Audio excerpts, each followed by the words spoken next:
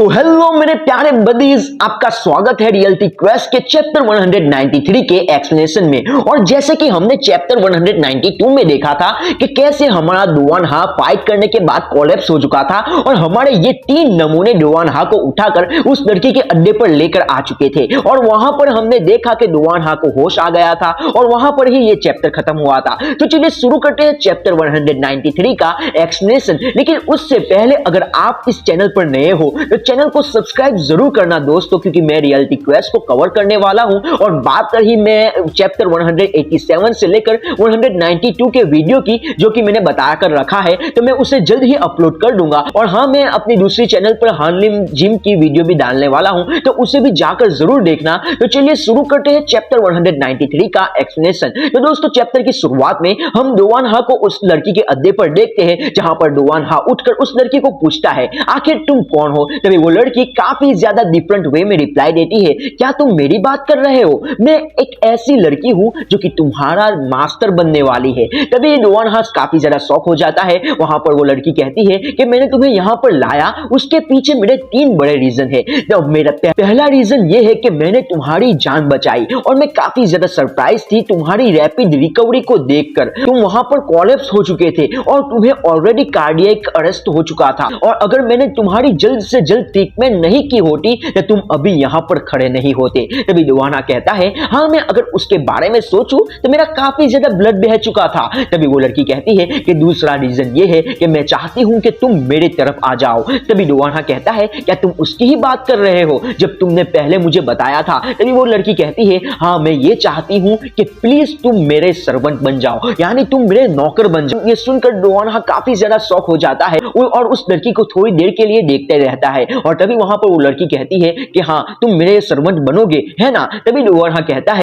हाँ, तुम सच में पागल हो। मुझे लगता है कि मेरी सिचुएशन काफी ज्यादा क्रिटिकल थी, इसीलिए उन लोगों ने मुझे साइकेट्रिस्ट हॉस्पिटल में भेज दिया। और मेरी मेंटली डिसेबल दोस्त, मुझे बताओ आखिर मैं किस जगह पर हूँ और मैं यहाँ से कैसे निकल सकता हूँ? दोस्तों यहाँ पर मुझे लगता है कि डुआनहा को लगता है कि ये लड़की पागल है और यहाँ पर कुछ भी बातें कर रही है। तभी वो लड़की रिप्लाई देती है कि ये एक ऐसी जगह है जो कि वर्ल्ड वॉर 2 से यहाँ पर है और यहाँ पर पिछले जमाने में पुराने कैदियों को रखा जाता था। यहाँ पर उन लोगों को मॉनिटर किया जाता था और उन लोगों को कैसे सुधारा जाए ये बताया जाता था। और यहाँ पर इस रूम की जो वॉल है वो ऐसी बनी है जो कि किसी भी इंपैक्ट को सह सकती है। और ये तुम्हारे सामने कांच है वो काफी ज्यादा बुलेट प्रूफ बढ़िया वाला कांच है, और यहाँ पर तुम्हें इसे तोड़ना है तो तुम्हें लिटरली टैंक लाना होगा। तभी ये सुनकर डुआनहा काफी ज्यादा शॉक हो जाता है और कहता है आखिर तुम क्या कह रही हो? तभी वो लड़की कहती है कि बस मुझे लगता है कि आज के लिए इतना ही, मैं कल वापस आऊंगी और मैं आशा करती हूं कि तुम्हारी सोच बदल जाए। तभी डुआनहा अपना पंच रिचार्ज करता है और हम लिटरली वहां पर इलेक्ट्रिक वाइब देखते हैं और डुआनहा कहता है कि आखिर तुम क्या ही बकवास कर रही हो। तभी वहां पर डुआनहा अपना पंच उस कांच पर मारता है एंड लिटरली हम देखते हैं कि वो कांच लिटरली शैटर हो जाता है, छोटे छोटे टुकड़े हो जाते हैं। ये देखकर डुआनहा काफी ज्यादा शॉक हो जाता है और उस लड़की को कहता है क्या तुमने मुझे ये नहीं बताया था कि ये कांच काफी ज्यादा मजबूत है? फिर सीन चेंज होता है और हम वही जगह को देखते हैं जहां पर डुआनहा वर्सेस उस कमीने सियोंग हो की फाइट हुई थी। और वहां पर ली जुनो को देखते हैं जो कि कहता है सच में उन लोगों ने काफी बढ़िया क्लीनिंग की है और यही चीज हम एक्सपेक्ट कर सकते हैं ब्लीच ऑर्गेनाइजेशन से। और आखिर कौन ही सोच पाएगा कि वो दोनों लोग यहाँ पर खूनी खेल खेल रहे थे। और मैं बात करूं डुआनहा की तो उसकी ग्रोथ काफी बढ़िया चल रही है और अब इतना पावरफुल हो चुका है कि वो हेड कातर का सामना कर सके। तो दोस्तों यहाँ पर वही बंदे की बात हो रही है कि जो कि पहले एक नाजुक सा मासूम सा बंदा था और आज ये बंदा का काफी ज्यादा ग्रोथ हो चुका है और सच में ये काफी ज्यादा पावरफुल हो चुका है। और मुझे लगता है कि इसके पीछे भी काफी ज्यादा मिस्ट्रीज है। और आप लोग जो कि पहले से ये मानवा को पढ़ रहे हो, मुझे पता है मैंने अभी अभी ये मानवा को पढ़ना शुरू किया है, लेकिन फिर भी ये मानवा मुझे काफी बढ़िया लगी। So back to the topic, जहां पर हम देखते हैं कि ली जुनो कहता है कि डुआनहा की ग्रोथ काफी बढ़िया फास्ट हो रही है, क्या तुम्हें यहाँ पर कुछ अजीब नहीं लग रहा? तभी वहां पर युनसुक कहता है कि हाँ, क्या हम सच में डुआनहा ने सियोंग हो को डिफीट कर दिया? मैं सच में इमेजिन भी नहीं कर पा रहा। और फिर युनसुक अंदर ही अंदर कहता है कि हाँ, डुआनहा अब सिंपल ह्यूमन बीइंग नहीं रहा। फिर हम डुआनहा को देखते हैं जो कि काफी बढ़िया यहाँ पर फार्मिंग कर रहा है और फिर डुआनहा वहां पर उस लड़की को सॉरी कहता है तभी वहां पर एक काफी बड़ी परछाई को देखते हैं, जहां पर वो बंदा उस लड़की को कहता है कि क्या तुम सच में हर्ट नहीं हुई ना, और वो लड़की कहती है कि नहीं मैं ठीक। तभी वहां पर वो बंदा अपनी कताना को चार्ज करते हुए कहता है कि मुझे सिर्फ एक ही सेकंड लगेगी, तुम पीछे चली जाओ। और फिर हम देखते हैं कि वो बंदा कहता है कि आखिर चूजे तेरी हिम्मत कैसे हुई उस पर हमला करने की। फिर तभी हम देखते हैं कि वो बंदा लिटरली डो वन हा पर अटैक करने जाता है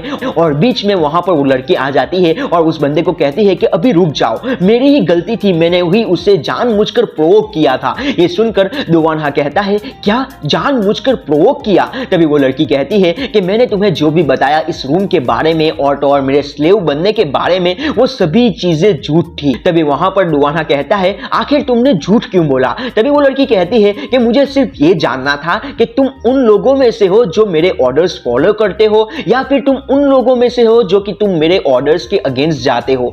यानी आई थिंक इस लड़की के पास ऐसी पावर है कि दूसरे लोगों को पॉजेस कर सकती है, जैसे कि हमने चैप्टर 187 में देखा था कि वहां पर बोंग चुन कहता है कि मुझे लगता है कि मैं पॉजेस्ड हो चुका हूं। तो सो आई गेस कि इस लड़की की पावर ऐसी ही है कि वो किसी भी बंदे को पॉजेस कर सकती है और कोई भी काम करवा सकती है, यानी उसे नौकर बना सकती है। और बैक टू द टॉपिक, जहां पर वो लड़की कहती है, और तभी वो लड़की कहती है कि मुझे लगता है कि आज के लिए इतना काफी होगा। और तभी वहां पर डो वन हा को कुछ आवाज आती है जिससे डो वन हा ऊपर देखता है और वहां पर अचानक धुआं धुआं हो जाता है। और ये देखकर वो लड़की कहती है कि मैंने जो कुछ भी कहा तुम्हें वो सभी चीजें झूठ थी, लेकिन एक बात को छोड़कर मैं चाहती हूं कि तुम मेरी तरफ आ जाओ और फ्यूचर में एक ऐसी चीज होने वाली है जहां पर मैं अपने आदमी को वहां पर भेजूंगी, तुम्हारे पास भेजूंगी, और अगर वो हो जाए तो प्लीज मेरा साथ जरूर देना। और वहां पर ही वो लड़की चली जाती है उस बंदे को लेकर। और फिर सीन वापस चेंज होता है और हम वहां पर ली जूनो और युनसुक को देखते हैं, जहां पर युनसुक कहता है कि आखिर उस ऑब्जर्वर का क्या हुआ जो कि यहां पर उन दोनों की फाइट को रिकॉर्ड कर रहा था। वहां पर ली जूनो कहता है कि हाँ वो यहां पर बिल्कुल एग्जैक्ट पोजीशन पर था, उसने सभी चीजें रिकॉर्ड भी की थी,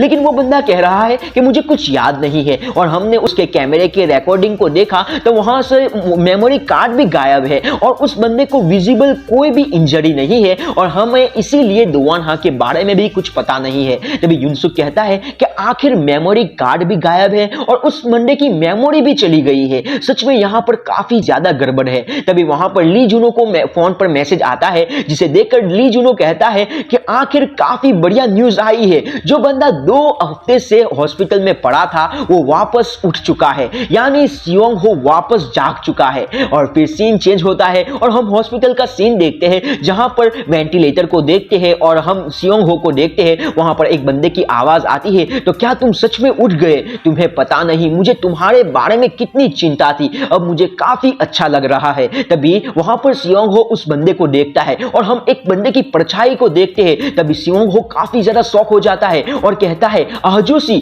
और लिटरली वहां पर हम डो वन हा के पापा को देखते हैं। और यहां पर ही ये चैप्टर खत्म होता है। और आई गेस अगर आपको ये एक्सप्लेनेशन सच में अच्छा लगा हो तो चैनल को सब्सक्राइब जरूर करना और आपकी एक प्यारी सी कमेंट जरूर करना। तो दोस्तों मिलते हैं अगली वीडियो में, तब तक के लिए take care of yourself and keep rocking. This is Akira signing of.